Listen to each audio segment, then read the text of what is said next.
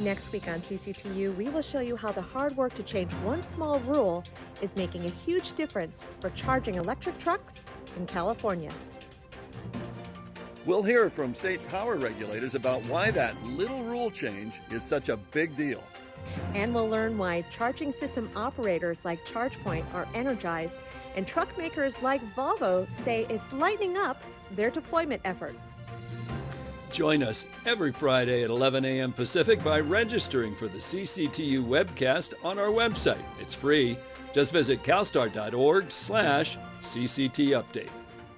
Together, we're changing transportation for good. Well, welcome back. Great to see you again for another edition, the November 6th Election Week edition of CCTU, the Clean Commercial Transportation Update. Thank you for making Friday your CCTU day. I'm Bill Van Amberg, along with my colleague and partner, Alicia Gildy, as always. And goodness, what a week. Biggest turnout of voters in the history of our nation, but with the election still up in the air, Alicia. Oh, Bill, I can't believe it. What a week indeed. I bet we're all exhausted and haven't slept much, but I think it's all worth it. I'm proud of the nation and for everyone getting their votes in, record turnout. And yes, certainly a little gripping in terms of anxiety, but yes, an exciting time indeed. And looking forward to hearing more about the results later. Well, as we've been counseling people, take a deep breath. Relax. As we observed last week, this is our democracy at work, making your voice heard and then being counted, and it takes time to count. And it's worth getting that right, and that's where we are. Making our industry's voice count is what we do, and making it happen each week is our great team. We have Alex Gaddis at the webcast controls. Casey Okazaki is producing, as she does so well for us, and also monitoring chat and questions with our attendees. Whitley Porter is making sure you know what we're working on each week. Our goal is to give you 30 minutes, especially this week, away from the noise to really follow the trends and progress in clean commercial transportation. And this week, we're really turning our eyes to the detailed collaborative work it really takes together to build market success, Alicia. That's our rundown. That's right, Bill. And today we're going to be featuring a very important topic.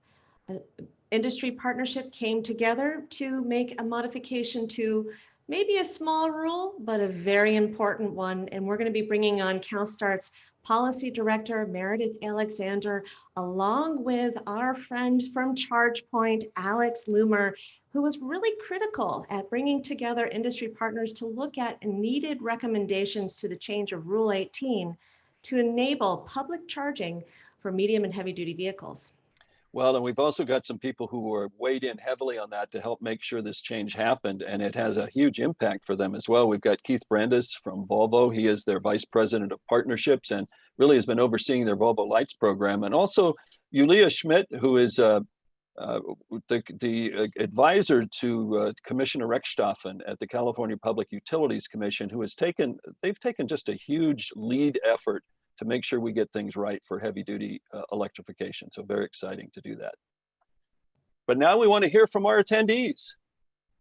That's right. We have a poll for everyone, and I think very relevant to today's topic. So the question is, what is the highest priority to achieve large scale, medium and heavy duty charging to support transportation electrification? And with that poll, Alex, here's our options. Beneficial regulations rules. Okay, second, technology demonstration. Third, standardization. And then lastly, how about increased partner coordination?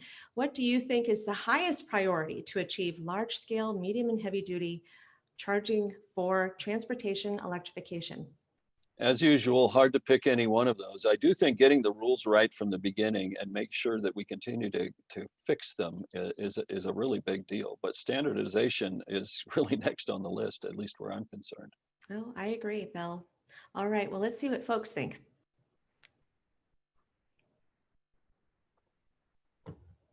All right, and I think everyone, or a good majority, are agreeing with you, Bill, with beneficial rules and regulations, I would say followed by standardization.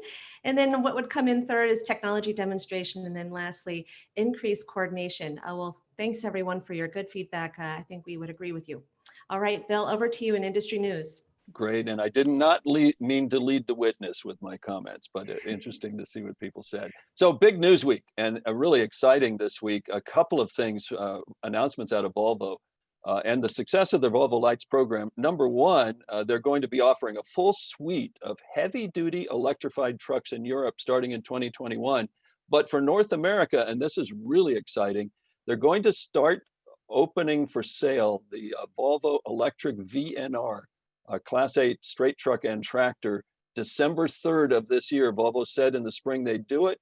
Despite COVID, they've stuck to it, and this is a major breakthrough from a big global truck maker. Volvo has also been forming some partnerships. We've reported on some of these, but the latest one is with Isuzu. They formed an alliance around advanced trucks and electric trucks to see how they can really build out a further supply chain and be able to move these products into different market segments. Pretty exciting to see the partnerships that are really starting to happen to leverage technology around the world. We're seeing also, not just in battery technology, but in motor technology. Nidec, which is the world's biggest maker of electric drive motors, is actually forming a venture to put a $2 billion facility to make these motors in Europe. They've just completed a major factory in China to really spread these out for both light duty and commercial vehicle motors. BYD, a major player in the space in light duty and in heavy duty, is actually showing a profit. Now, why is that a big deal? Well, in COVID, we saw a lot of downturn in the economy, but they've seen their profit and their overall revenue go up this year, and that is a big deal and a good sign of success. One of the reasons is they've seen a real uptake in their battery electric and their plug-in hybrid vehicles, both in the commercial side and the passenger car side in the last quarter. Cummins has won a major couple of grants to actually develop their solid oxide fuel cells. Now, they've been really working on the proton exchange membrane, the Pem Fuel Cell technology. This technology is more aimed at facilities to build out microgrids, backup power, and for resiliency, something we've talked about a lot on this program. They'll be doing this through a couple of different demonstration grants and hope to drive down the cost of those technologies. We've also been talking a lot about Hyundai, and really exciting as we've reported that they've been delivering the first of their vehicles into Switzerland, their fuel cell vehicles. They also are announcing that they're entering officially the European market for commercial vehicles. That's a big next step for Hyundai. They're also going to be targeting 4 regions in China and bringing their commercial fuel cell vehicles to North America, as we've announced before. Lastly, this is the story that kind of is driving us this week. The California Public Utilities Commission, which is the big regulator of the utilities in the state for electricity, has modified a rule that they had to, or basically clarified it, and it allows the sales of electricity as a motor fuel for trucks. The rule had allowed this so that somebody could set up a charging station and be able to provide electricity for cars. It was not clear for trucks.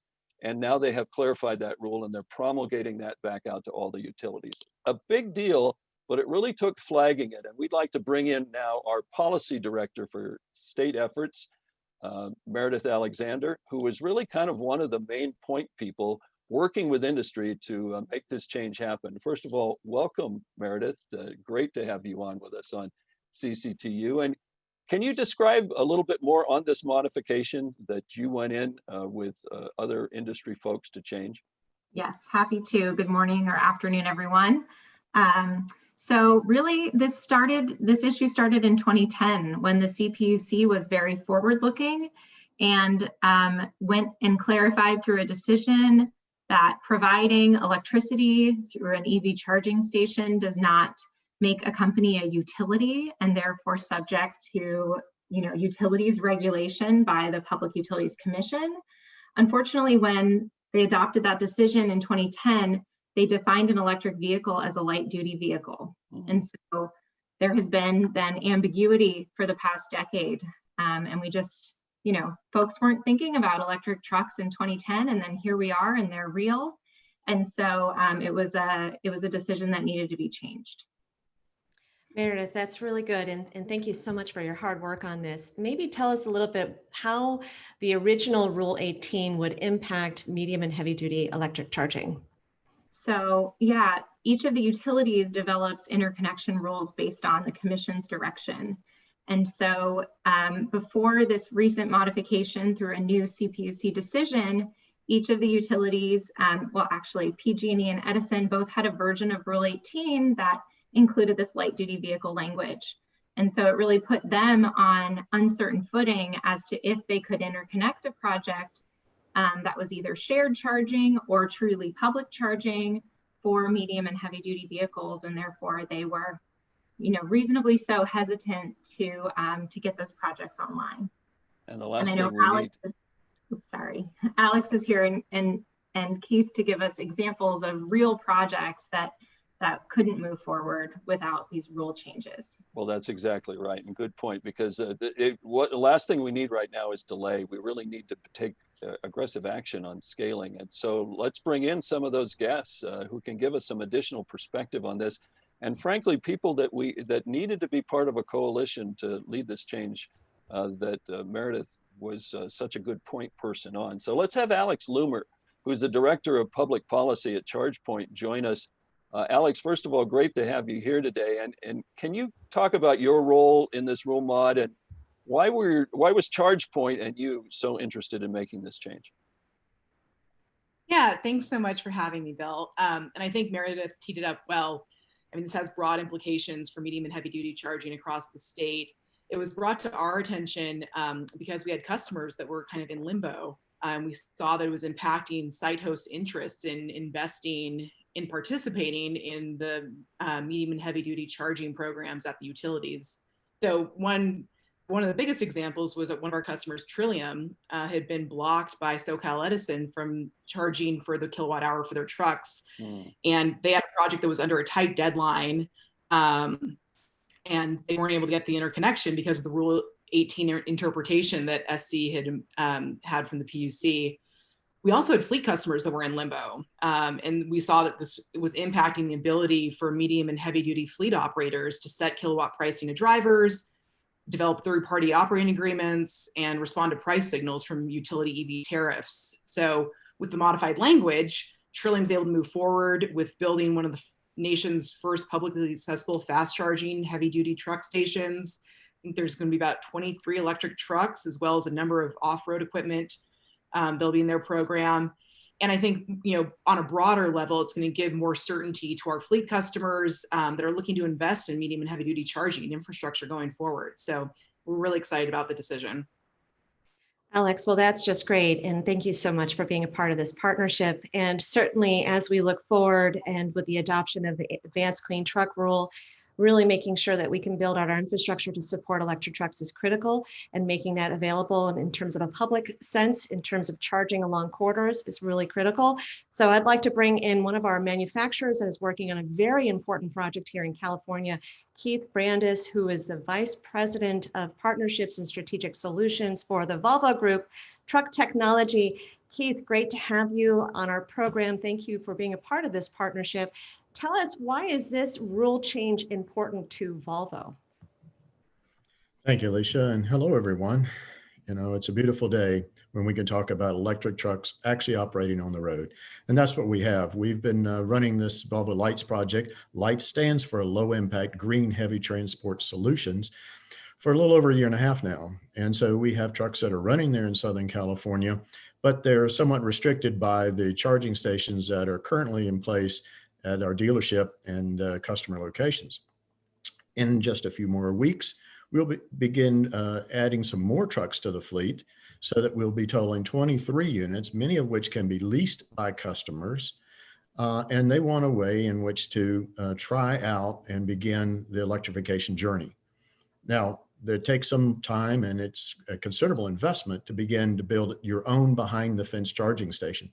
So that was why it was so important for us to be able to offer charging as a service from our dealership, and then with Trillium with public stations. And we're thinking down the road. We know that it has to go beyond just the borders of SoCal, and there are many opportunities for customers to run throughout the California region. Well, we've been so excited, and obviously part of the Volvo Lights project and supportive of it. But we got a chance, Alicia and I and a couple of members of our team, to drive the electric VNR, and it was a great experience. It's a great truck. It's great to see it now on the road and doing real duty. But you're right, Keith. We need the ability to have these public fast charge stations or hubs for goods movement. So I think this rule change is a big deal. Let's bring in one more guest and we'll get a roundtable going here. It's Yuliya Shmidt. She's the advisor to Commissioner Rechtschaffen of the California Public Utilities Commission. And that's the entity, obviously, that changed the rule. But I think, Yuliya, we'd really like to ask, why is it so important to Commissioner Rechtschaffen to increase this focus on medium and heavy duty transportation and electrification of it? Yeah, thanks, Bill. Well, one of Commissioner Rechtschaffen's top priorities in transportation electrification has been equity. And he's very focused on disadvantaged communities, which are disproportionately burdened by air pollution. And as I'm sure everyone in this audience knows, although medium and heavy duty vehicles are actually quite a small portion of California's vehicles, I think something like 3%, they produce quite a disproportionate amount of NOx, SOx, particulate matter, and greenhouse gas emissions. So we really see this sector as our top priority sector for electrification. Yuliya, well, thank you so much. And we really appreciate all of the Commission's great work on moving this forward so quickly. And to that point, understanding how very busy you are and your team at the CPUC, how were you able to move this forward so quickly? And what does it mean in terms of the utilities that are under your purview in terms of them making modification and supporting that rule? Yeah, it is rare that people ask me that question. We're not known for our quick moves, but actually this was, as I said, a top priority for us, and in some ways an easy decision. I mean, we exempted light duty charging back in 2010. We didn't really even think, I think, about medium and heavy duty charging at the time. It just wasn't at the top of our minds. But the sort of relationship between that customer and the utility is pretty similar. So to those of you who don't know, the reason that sales of electricity would normally fall under a sort of public utility provision is because it's something known as sale for resale. So an entity that purchases electricity from a utility may be seen as a utility if it's going out to serve customers, let's say, with that same electricity. Charging doesn't seem to fall into that category. And because we had the precedent of light duty charging already being exempted, it made all the sense of the world to include medium and heavy duty charging. Great, thank you. And you know, one clarification I'd love, Meredith, if you could just share, is this something we see in other states around the nation, or is this partly, again, because California was a leader and we jumped out and now we kind of have to make sure we fix a few of the things we did? Right. So California did jump out first and clarify, as Yuliya was saying, that this resale of electricity through an EV charging station, doesn't require you to be a utility. And since then, 35 other states have followed suit. I haven't read every single one of those decisions, but what I understand is that most of them didn't make a distinction based on vehicle type. So hopefully they will not have to then change their decisions. But there are a few really important states that haven't dealt with this issue yet, or have that actually, put some serious ambiguity on the industry. And one of those is Texas, which we think is an incredibly important market. They just wrote a letter to the legislature saying that they, are not sure that they can resolve this issue in the way that we have in California. And so there are places where this is something that we need to tackle. And we think that our industry and bringing together this type of coalition, we had 8 members, by the way, filing this joint motion in California. So, I hope we don't have to take it on in too many other places, but it looks like there may be a few states where this continues to be a concern. I'm really glad you shined the spotlight on that. That's really important. And I think one of the things, the rule has been fixed. So we know it was going to be a barrier. Let me turn the question around, if I can, for both for Alex and for Keith. With the rule fixed, what do you think this opens up in terms of, does this bring in more institutional capital? Will this speed the deployment of charging, do you feel? Yeah, Alex, I definitely. first, yeah. Yeah, I was gonna say, I think just giving the certainty to the industry. I mean, I think projects were starting to move, but there wasn't clarity. So now having this like very clear rule at the PUC will give that certainty to fleet operators, companies like Trillium. I think it's having that certainty will definitely help the market grow. And it's also great timing to have this, happening as the Advanced Clean Truck ruling is rolling out at the Air Resources Board, as Newsom has issued an executive order calling for the electrification of our auto, all autos by 2045. I think that's huge. And to have this in place as we're moving forward, implementing those goals is going to be critical. So Keith, from your perspective, with this rule clarified now, what do you think this opens up as you're really launching your production of electric trucks? Yes, Bill. And we know that starting in California makes so much sense with the attention that the state has put with cap and trade and other types of incentives funding in place. Having this regulatory burden removed is another proof point that we're making progress and we're ready to go forward. And as you might imagine, we can't go to any place and everywhere in the country. This is going to have to roll out where it makes sense, where you have a dense population, you have a lot of truck traffic. It will start in the shorter hauls to begin with until we build a network, until we can see both the technology improvements, but also the availability of charging network that can go forward. And there has to be a way to buy it, just like you buy fuel today. Great. That's great, Keith. Thank you so much. And Yuliya, I would love to get your perspective on, well, in this world, typically we were thinking that was on-road vehicles, but also seeing that it applies to off-road, and in particular supporting like freight equipment, which is absolutely critical. Why, from the CPUC perspective, is this important? Well, we certainly can't speak for the other state agencies, but my understanding is there is interest in helping electrify off-road equipment and vehicles. And I think we tried to list out all the possible, even though it's hard to forecast, types of vehicles that could be implicated. Mostly, we just don't want to do this again very soon. So we're trying to future-proof this decision, at least as far as we can see. Obviously, at some point, there will be technologies we haven't accounted for. Great. Thank you, Yuliya. And this was an incredible partnership. And honestly, through the collaboration of partners, you can make such an impact. You can make such a change.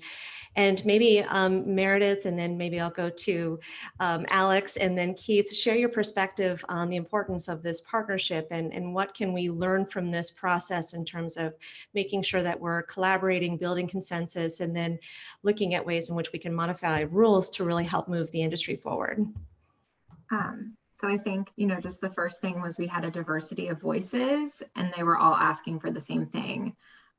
Different business models and EV charging providers, a company that's providing shared charging. So not necessarily public, but just, shared charging depots for transit buses, and being able to show the commission that there were imminent issues, that this wasn't a hypothetical problem, was really valuable. And having people that are competitors asking for the exact same thing, I would like to say, hopefully made the decision much easier for them. That's great.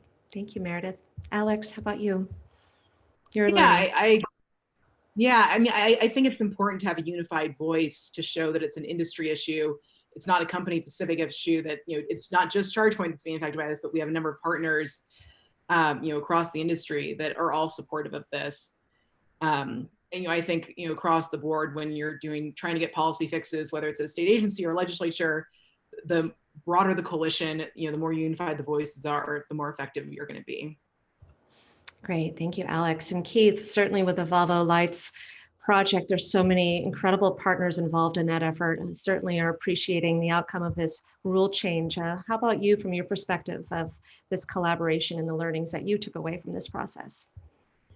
Well, I have a few years in the truck industry, and I would say that a couple of years ago, I was uncertain whether or not we could pull this off, both from the technology maturity, but also the readiness in the market and in the infrastructure.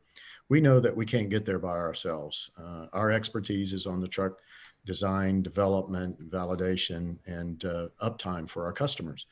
So having the right partners and having the input from CalSTART and participation from so many was very important in putting this coalition together to get something else that would be in the customer's mind a blockage. And instead, we've turned this into a proof point that we're moving forward. Well, it's really been interesting, Keith, to your point. I think Volvo, through Volvo Lights, has done a really pretty superb job of building partnerships and coalitions just through that structure and sending that signal. Let me ask a final question to the whole team. Do you think this CPUC decision in California, a lot of states won't need it? Sounds like there's some spotlights on states, maybe Texas and others, that could use this rule change. Do you feel this position could be a guide to other states? And could we take this coalition on the road to other regions to get smart changes done faster? Keith, let me start with you. I think, Bill, that you've identified that we have to look at it state by state, because that's the regulatory environment that we're dealing with. But also, what about neighboring and regional runs? These trucks don't stop at the border. It's not like it used to be in Europe and the like. I mean, we really have interstate commerce to consider. I think the point that I'm trying to make for a lot of the decision makers is this is not something that's 5 or 10 or 15 years off. It's starting to happen now. And do you have in your fleet plans or in your facility plans, considering, how are you going to have the electrical upgrades, not just in trucks, but also forklifts and other freight handling equipment, so that you can make a significant impact from Friday to Monday. And in some of the sites, customers are adding solar generation and microgrids for resiliency. Think about the wildfires and other things that have happened recently, and it's brought that into focus about what if you lose power. So yeah, we are definitely consider that, Bill, and we will need support from a coalition such as one we've established today. Great. Alex, to you, same question. Is this something that we can take out to other states as an example for how to pull it together? Yeah, I mean, I will say, I think California often leads the nation when it comes to climate policies and policies around transportation electrification. And like Meredith pointed out earlier, there are still some states that don't have this clarification that the resale of electricity does not make you a utility when you're doing charging stations. So I think whether we're looking at light duty or medium and heavy duty, it is important that, state by state, we're getting that clarification to help spur private investment and help expand charging options.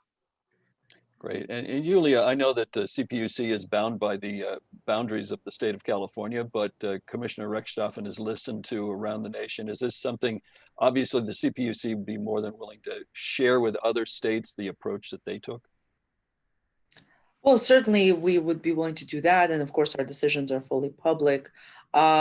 I cannot speak to sort of the individual situations of every state. I don't know if there are other considerations or certainly legal aspects that we haven't thought through or legal structures that they're dealing with that we are not. It seems fairly logical that we're all positioned in the same way, and that odds are in 10 years, you'll be able to charge your truck publicly through a company that is not a regulated utility anywhere. But, that's just a prediction I make from my narrow perspective here in California. Well, we will work towards that. And I'll give you, Meredith, a quick last word. You're ready to take point where you can to help that happen.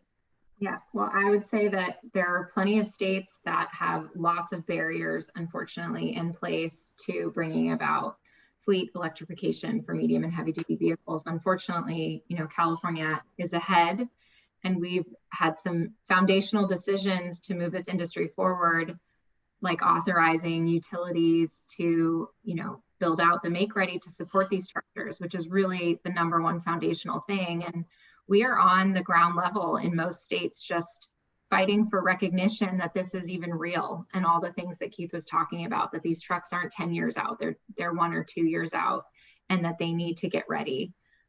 So just welcome all of our members to join us in these efforts, and please reach out to me.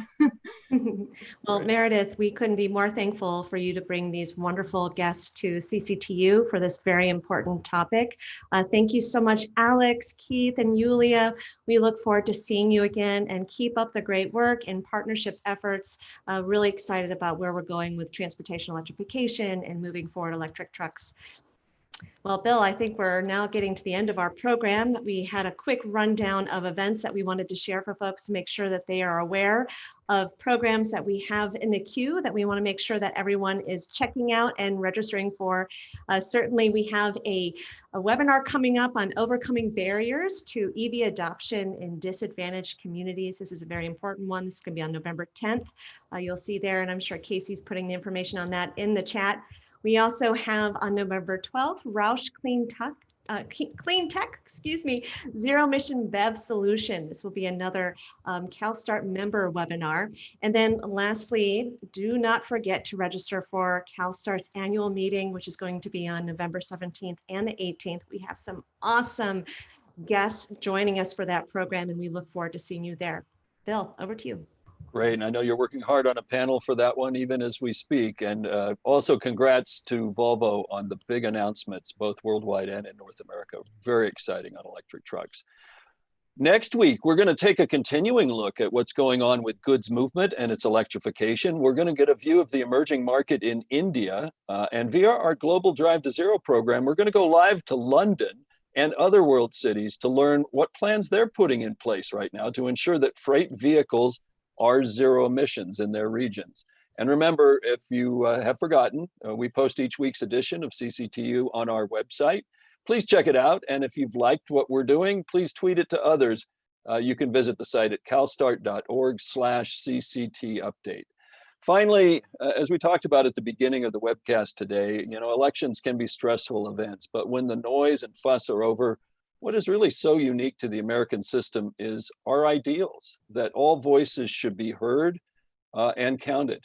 Now, it's imperfect, it's messy, it's always a goal that we strive for, but it is playing out right now in vote tallying that's taking place in states around our nation. And when we're through, our system has also been unique in that we come together and we serve as a beacon to the world through a smooth and peaceful transition of power. We treasure these ideals. We must continue to be that beacon. That's it for now. For Alicia Gildy and our clean commercial transportation team here at CalSTART, I'm Bill Van Amberg. Be safe. COVID is surging again. Take care of yourself and others and stay connected. We will CCTU next Friday at 11 a.m. Till then, goodbye.